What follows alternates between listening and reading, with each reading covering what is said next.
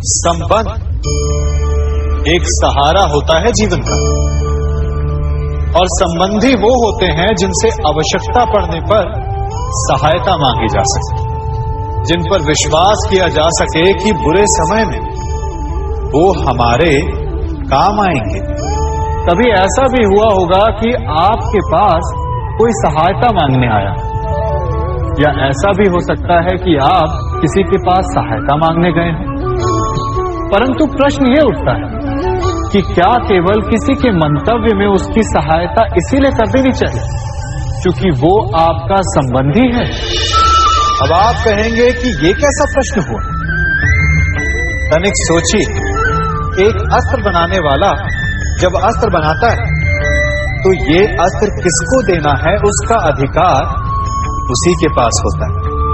वो चाहे तो ये अस्त्र किसी को भी दे सकता है, वो एक सैनिक को भी दे सकता है या एक डाकू को भी, और यही अस्त्र दो भिन्न कार्य कर सकती है।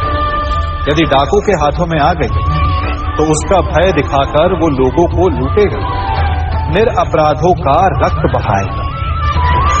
सहायता करने वाले की भी अवस्था ऐसी ही होती है। इसलिए किसी की सहायता करने से पूर्व ये विचार कर लेना आवश्यक है कि किसे क्या, कब और कितनी सहायता देनी चाहिए कि उसका दुरुपयोग ना हो।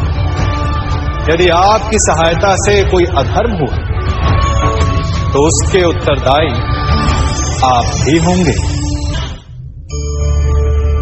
जीवन में कई बार ऐसे अवसर आते हैं कि आप लोगों से मिलने जाते हैं और उनसे कुछ आकांक्षाएं भी रखते हैं, और कई बार जीवन में ऐसे अवसर भी आते हैं कि लोग आपसे मिलने आते हैं।